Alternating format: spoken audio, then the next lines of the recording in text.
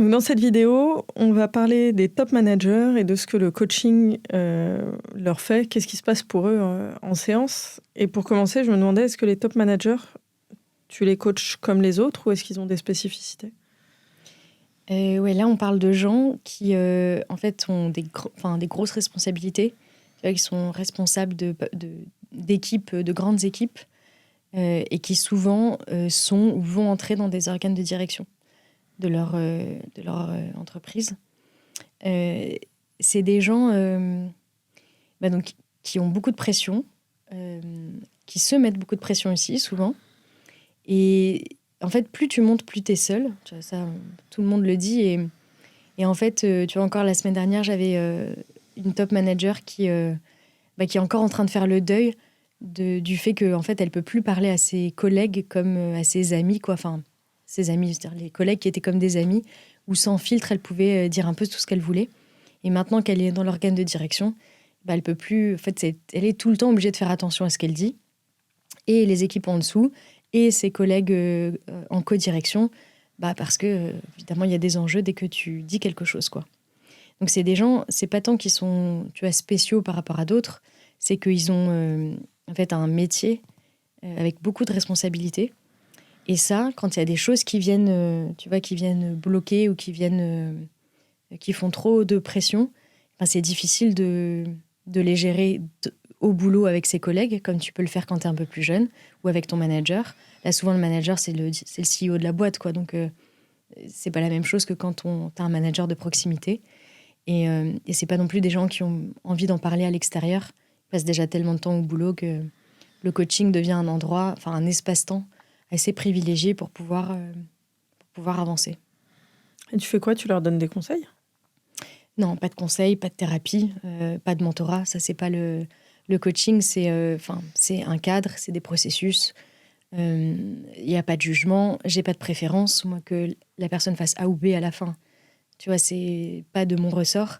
Et donc, du coup, c'est un espace où le top manager, il peut réellement déplier l'étendue de ce que tu as de ce qu'il ou elle vit. Donc, en fait, c'est quoi les enjeux managériaux?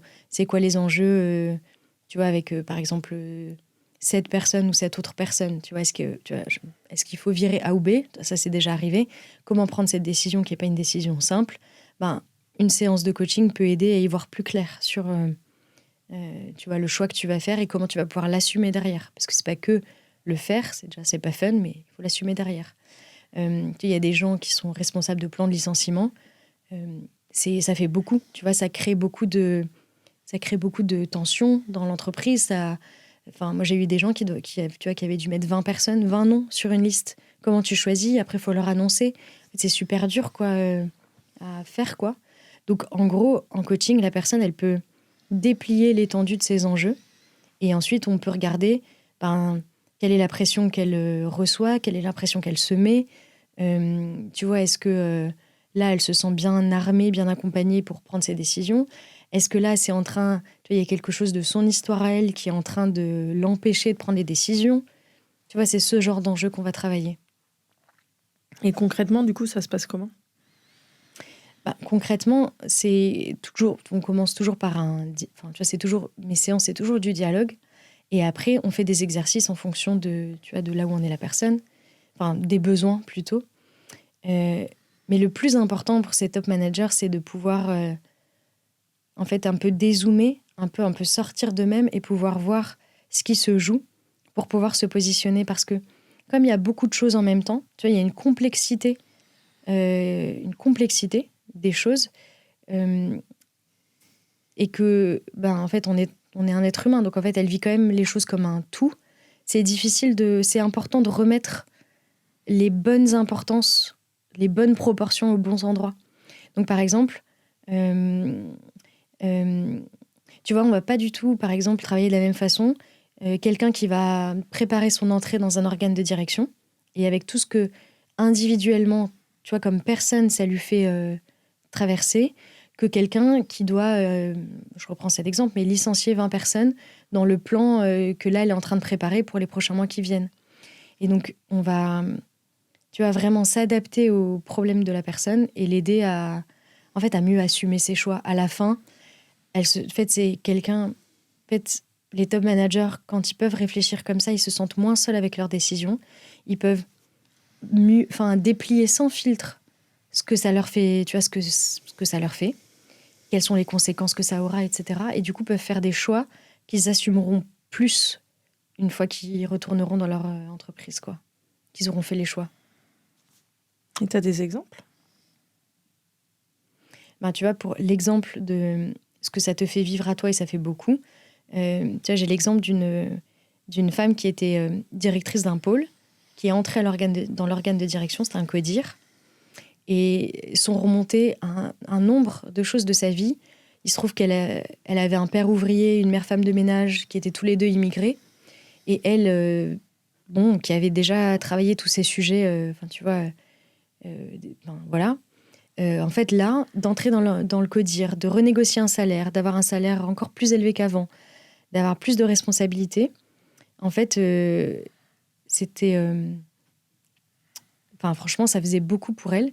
Et du coup, on l'a aidée à nettoyer ce qui s'était réactivé de son histoire pour que ça ne vienne pas polluer, en fait, sa prise de poste. Et en fait, on s'est rendu compte que c'est dans les premières réunions en CODIR que ça se réactivait face à 2 personnes en particulier qui avaient une façon de s'adresser au groupe très... qui s'imposaient énormément. C'est-à-dire que quand ils avaient quelque chose à dire, ils le disaient. Tu vois, des gens, en fait, c'était 2 personnes très présentes et qui, ces 2-là, en fait, elles s'éteignaient, quoi. Elles n'arrivaient plus à... Elles pouvaient plus parler, quoi. Et c'était vraiment problématique parce que, comme en plus elle entrait dans l'organe de direction, on l'a consultée pas mal sur ce... Tu vois, et elle se retrouvait en CODIR à ne plus pouvoir dire des choses sur son propre métier qu'elle savait très bien, tu vois, pas de problème, mais qu'elle perdait ses moyens face à ces 2 personnes. Et donc, l'enjeu a été de comprendre qu'est-ce qui se reconfigurait relationnellement avec ces 2 personnes pour pouvoir le transformer. Ça nous a emmené donc sur son histoire, ses racines, ce sentiment d'illégitimité qu'elle ressentait face à ces 2 personnes. Et on l'a aidée avec des exercices, tu vois, qu'elle a fait, elle, avant les réunions, et nous, ensemble, en débriefant. On l'a aidée à apprendre à se positionner face à ces 2 personnes et dans le groupe pour qu'elle sente toute la place qu'elle avait, puisqu'en l'occurrence, on lui avait donné ce poste. Donc, c'est-à-dire qu'on l'a aidée à vivre à la hauteur de son poste. Et vraiment, ces 2 personnes, ça a été... tu vois, elle a eu besoin de quelques semaines pour se positionner, et après, ça a été mieux. Mais c'est resté difficile longtemps, par exemple. Et toi qui connais bien l'entreprise, comment ça t'aide à accompagner les managers dans leurs enjeux ? D'avoir été salarié, c'est-à-dire d'avoir connu de l'intérieur pendant presque 10 ans le fonctionnement, tu vois, hiérarchique, managérial, transversal, ça m'aide, non seulement ça m'aide à parler le même langage qu'eux, tu vois, quand ils me parlent de ces formes de réunion, tu vois, quand ils me disent des mots corporate, je comprends, quoi. Donc déjà, ça aide. Mais surtout, ça m'aide, depuis ma position aujourd'hui, à voir plus facilement ce qui est du ressort de ce qui se passe dans l'équipe, dans l'entreprise, qui se rejoue, tu vois, ce qui est de l'ordre de la vie d'une entreprise, et comment un top manager va se situer, se positionner, et tout ce qu'il amène de lui, et quand il y a quelque chose qui va faire blocage, mieux comprendre où ça se situe. Tu vois, est-ce que raisonnablement et de bonne foi, les 2 personnes, si je garde cet exemple, du CODIR, étaient problématiques, et en fait, il aurait fallu que ma cliente et les autres membres du CODIR mettent un stop, ce qui a pu arriver tu vois, avec d'autres clients, parce que c'était pas OK comme comportement. Ou est-ce que là, il y a quelque chose qui se rejouait pour ma cliente avec ces 2 personnes-là, qui ne concernait pas le reste, tu vois, le reste des gens, et surtout pas dans leur mission entreprise, mais qu'on a pu travailler, en fait, tu vois, à nouveau en séparant les choses. Donc ça m'aide à mieux les comprendre, et ça m'aide à mieux travailler, en fait, aussi, je pense. Et tu as donné beaucoup d'exemples féminins. Est-ce qu'il y a un truc spécifique avec les manageuses versus les managers que tu as pu observer ou qui viennent te voir ? Ouais, c'est intéressant. J'ai un petit peu plus de femmes que d'hommes qui viennent me voir. Je dirais un petit 60-40 ou 65-35.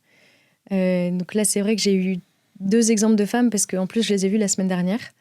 Mais non, ça peut aussi être des managers hommes.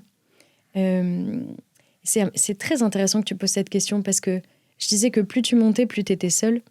Et on sait aussi, bon, c'est une généralisation que je dis là, mais on sait aussi que les hommes ont un peu plus de mal à montrer leurs émotions que les femmes. Enfin, tu vois, ça, voilà, je pars de ce constat. Et les managers hommes, d'autant plus quand ils se retrouvent en position de vulnérabilité avec autant de pression, d'enjeux de performance, de responsabilité, euh, euh, ils viennent quand même en séance. Est-ce que c'est différent ? C'est peut-être un peu différent. C'est peut-être un peu différent dans ma manière de les approcher parce que... je sais pas. Faudrait que je réfléchisse à cette question. C'est une bonne question. En tout cas, il y a aussi des managers hommes, bien sûr. Peut-être qu'ils seront... Peut-être qu'ils seront moins enclins à tout de suite parler de eux et de ce qui peut être réactivé de leur histoire à eux ou de leur, tu vois, système de croyances, par exemple, ou de configuration qui se rejoue, que de parler des autres et de comment rétablir l'ordre, tu vois, dans l'entreprise. Peut-être que les femmes sont plus enclines à tout de suite regarder ce qui ne va pas chez elles. Voilà. Mais je vais réfléchir à cette question. La question c'était plutôt dans le sens de est-ce qu'il y a des sujets spécifiquement féminins dans le management qui peuvent être plus durs pour des femmes, par exemple ? C'est-à-dire ? Tu vois, c'est-à-dire, est-ce que la personne qui avait du mal avec ses 2 membres du CODIR, est-ce que si elle avait été un homme, ça aurait été plus facile pour elle de leur dire Bah oui, évidemment, probablement. Ah oui, ok, non, ok. Alors ça, j'ai moins besoin de réfléchir à cette question. Que plus tu montes dans les échelons et moins il y a de femmes, plus elles ont de l'enjeu à se positionner, tu vois, et à tenir leur position. Tu vois, peut-être que l'exemple de tout à l'heure, en l'occurrence, c'était 2 hommes dans ce CODIR. Si elle avait été un homme, ça aurait peut-être été plus simple. Ou si en face, ça avait été 2 femmes, ça aurait été plus simple. Il se trouve que quand elle était directrice de pôle, elle était managée par une femme. Donc, et elle s'entendait très bien. Donc, c'est vrai que ça peut jouer. Tu vois, d'ailleurs, les managers hommes qui viennent me voir n'ont pas tout à fait la même approche. C'est-à-dire qu'ils vont moins automatiquement se demander ce qu'ils ont à changer, eux, pour que ça marche, que les femmes. Donc, c'est sûr qu'être une femme au pouvoir, c'est peut-être même encore plus d'enjeux et de responsabilités qu'elles se mettent, elles, et qu'on leur met de facto.